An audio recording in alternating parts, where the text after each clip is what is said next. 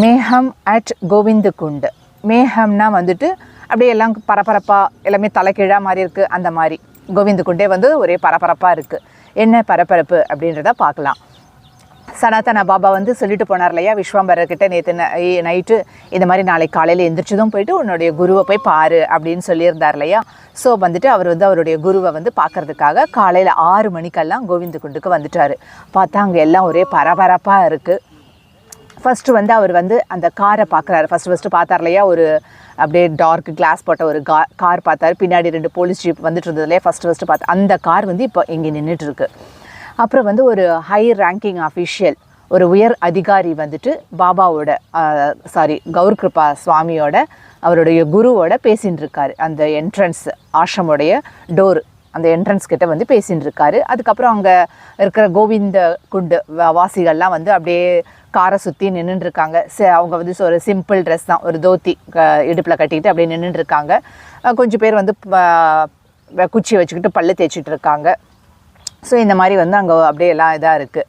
விஸ்வாம்பரர் வந்து அப்படியே அந்த கார் இருந்துச்சு இல்லையா. ஸோ வந்து அந்த கண்ணாடிக்குள்ளே, அந்த கண்ணாடி ஓப்பனில் தான் இருந்துச்சு, விண்டோஸ் ஓப்பனில் தான் இருந்தது.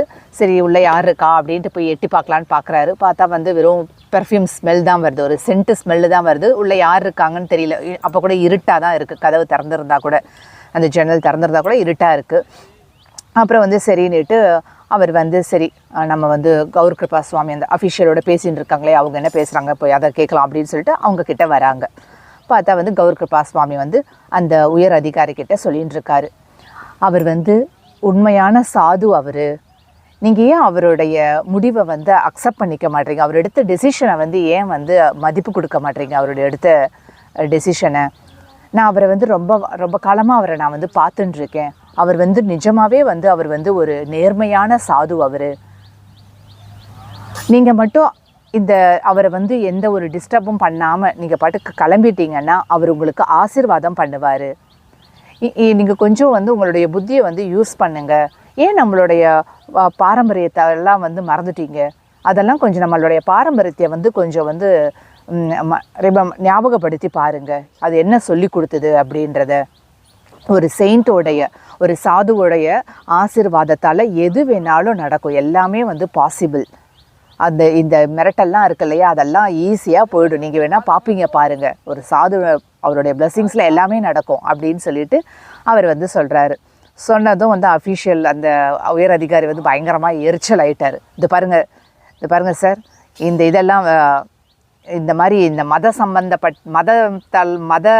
சம்மந்தப்பட்ட இந்த அட்வைஸ் எல்லாம் வந்து இங்கே வந்து கொடுக்காதீங்க, எங்களுக்கு கொடுக்காதீங்க. இந்த கவர்மெண்ட் இஷ்யூஸ்க்கெல்லாம் வந்துட்டு நம்ம இந்தியா வந்து ஒரு டெமோக்ராட்டிக் கண்ட்ரி. நாங்கள் வந்து இந்த கவர்மெண்ட் அஃபேர்ஸோடலாம் வந்து இந்த மதத்தெல்லாம் வந்து செப்பரேட் பண்ணிட்டோம். அதெல்லாம் தனித்தனியாக செப்பரேட் பண்ணிட்டோம்.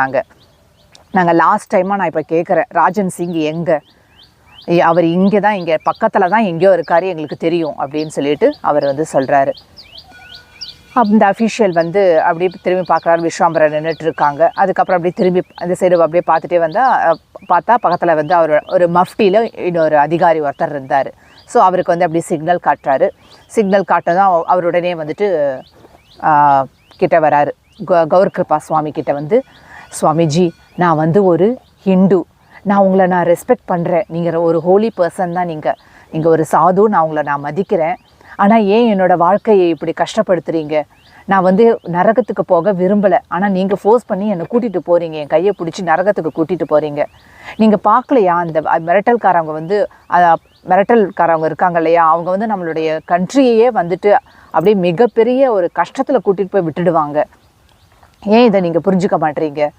ராஜன் சிங், அதாவது நீங்கள்லாம் வந்து அவர் வந்து காட்டு பாபான்னு கூப்பிடுறீங்களே, அவரால் மட்டும்தான் இந்த இதை வந்து விசாரணை பண்ணி இந்த இதெல்லாம் சதித்திட்டம்லாம் இருக்கு இல்லையா, இதெல்லாம் விசாரணை பண்ணி இந்த சந்தேகத்துக்குள்ளா இருக்கிறவங்க நபர்களை எல்லாம் கண்டுபிடிக்க முடியும். அவரால் மட்டும்தான் இது பண்ண முடியும்.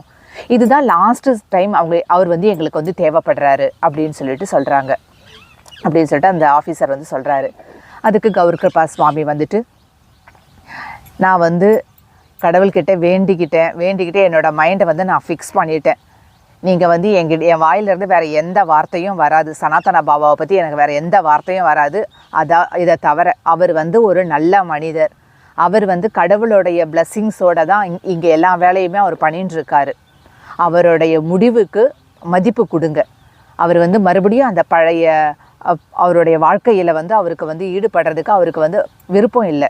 ஸோ அப்படியே அவர் வந்து அந்த மாதிரி ஒரு டெசிஷன் எடுத்திருக்காரு, முடிவு எடுத்திருக்காரு. அவருடைய முடிவுக்கு வந்து நீங்கள் மதிப்பு கொடுங்க அப்படின்னு சொல்லிட்டு சொல்கிறாரு. அப்படி சொல்லிகிட்டே இருக்கும்போது பார்த்தா திடீர்னு ஒரு வாய்ஸ் வருது, பவர்ஃபுல்லான வாய்ஸ். அப்படியே காருக்குள்ளே இருந்து அவங்க சொல்லிட்டாங்க, அவங்க இது வந்து கட்டளை.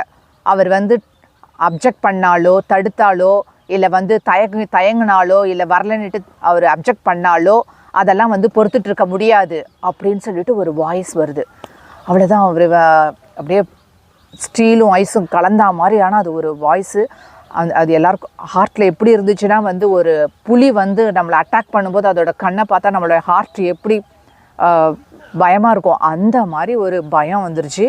அதுவும் விஸ்வாம்பரர் வந்து வாழ்நாள் முழுதும் இந்த குரலை நான் வந்து மறக்கவே மாட்டேன் அப்படின்ட்டு அவர் அப்படி ஃபீல் பண்ணிகிட்டே இருக்காங்க. பார்த்தா அது வந்து ஒரு விமன் வாய்ஸ். அது ஒரு lady voice, lady super star, lady police வந்து வராங்க. அப்படி வந்துட்டு இந்த ஃபாரினரோட வீட்டை ஃபஸ்ட்டு சர்ச் பண்ணுங்க அப்படின்னு சொல்லிட்டு சொல்கிறாங்க.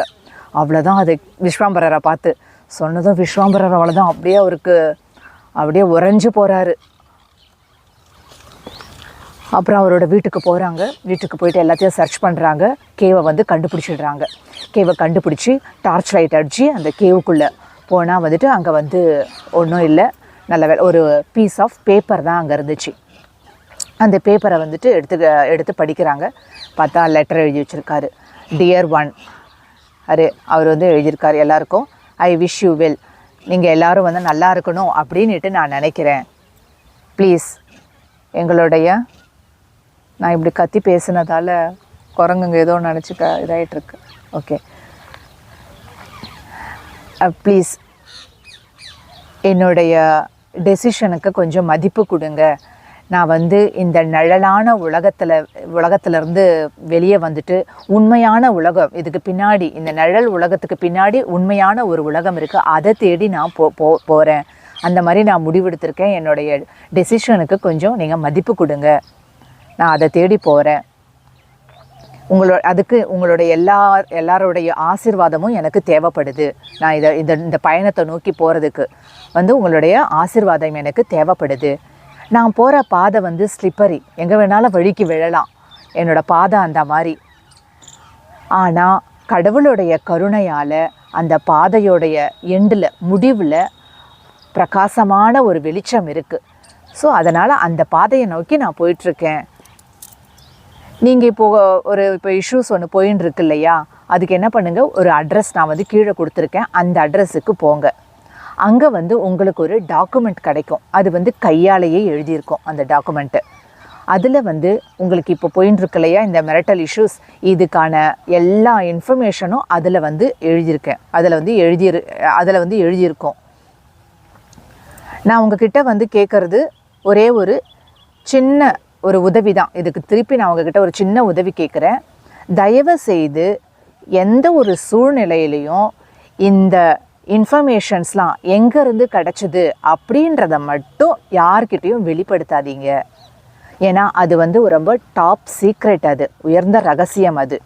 அது வந்து சாதாரண இங்கே இருக்கிற வகையை சேர்ந்தது கிடையாது. அது வந்து ஹையஸ்ட் கான்ஃபிடென்ஷியல் கேட்டகரி அந்த சேர்ந்தது, ஒரு மிக ரகசியமான அந்த வகையை சேர்ந்தது இது. அதனால் இது வந்து யார்கிட்டையும் வந்து சொல்லாதீங்க எங்கேருந்து உங்களுக்கு இந்த இன்ஃபர்மேஷன் கிடச்சிது அப்படின்றத. இதனால் உங்களுக்கு என்ன புகழ் வருதோ எல்லா புகழும் உங்களுக்கே தான். இந்த பிரச்சனையை சால்வ் பண்ணும்போது என்னென்னலாம் உங்களுக்கு புகழ் கிடைக்குதோ எல்லா புகழும் நீங்களே எடுத்துக்கோங்க அப்படின்னு சொல்கிறாரு.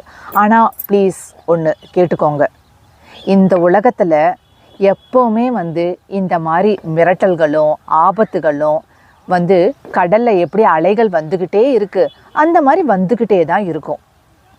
அதனால் ஒருத்தர் வந்து நம்மளுடைய அடைக்கலம் எங்கே அப்படின்றத வந்து தேடணும், அதை கண்டுபிடிக்கணும். ஃபஸ்ட்டு உங்களையே நீங்கள் கேள்வி கேட்டுக்கோங்க, நமக்கும் நம்மளுடைய கண்ட்ரிக்கெல்லாம் எங்கள் அடைக்கலம் எங்கே, அதாவது அப்சல்யூட் முழுமையான அடைக்கலம் அந்த அடைக்கலம் வந்து நம்மளுடைய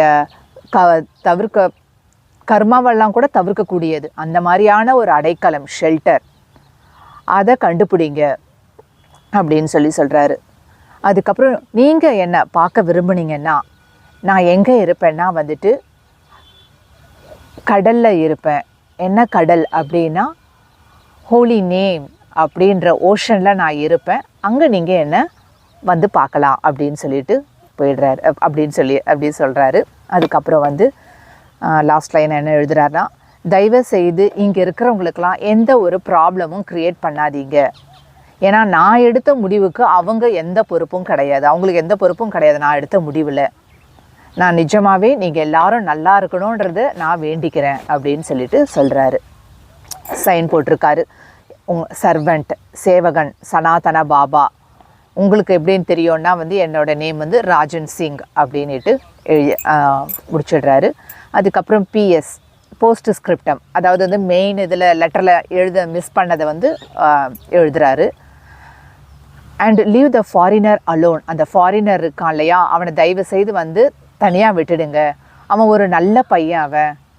அவன் வந்து அவனுடைய நம்பிக்கை, அவனுடைய உடைந்து போன நம்பிக்கை அப்படின்ற ஒரு கப்பை வந்து, அவனோட கப்பு, நம்பிக்கைன்ற கப்பு வந்து உடஞ்சி போச்சு. அந்த உடஞ்ச கப்பை வந்து அவன் ரிப்பேர் பண்ணுறதுக்காக இங்கே வந்திருக்கான். நீங்கள் அவனை ஃப்ரீயாக விட்டிங்கன்னா தான் அதை அவன் ரிப்பேர் பண்ணி அதில் பிரேமை அப்படின்ற அமிர்தத்தை வந்து குடிக்க முடியும் அந்த கப்பில். அதனால் அவனை வந்து தனியாக விட்டுடுங்க அப்படின்னு சொல்கிறாரு. அப்புறம் பிபிஎஸ், போஸ்ட் ஸ்கிரிப்டம். இன்னும் கூட ஒரு பாயிண்ட் விட்டுட்டேன், மறந்து போயிட்டேன், அதையும் எழுதுகிறேன் அப்படின்னு சொல்லிட்டு எழுதுகிறாரு. ஃபார் மரா ஒன்லி, இது வந்து மராக்கு மட்டும்தான் அப்படின்னு சொல்லி எழுதுகிறாரு. வித் ஆல் மை லவ், நான் வந்து உனக்கு ஆல்ரெடி இந்த ரெக்வெஸ்ட் நான் கொடுத்துருக்கேன், மறுபடியும் உனக்கு நான் அதே தான் திரும்பவும் நான் உனக்கு சொல்கிறேன். உன்னுடைய வாழ்க்கையுடைய டைரக்ஷனை மாற்றிக்கோ. Simply turn the syllables of your name. உன்னுடைய பேருடைய சிலபல்ஸை வந்து மாற்றி போடு. உன் பேர் வந்து மரா, அதை திருப்பி போட்டனா ராமா தாசியாக மாறிடு. Where there is Rama there is no kama. எங்கே ராமா இருக்காரோ அங்கே காமா கிடையாது அப்படின்னு சொல்லிட்டு சொல்கிறாருங்க. ஹரி போல்.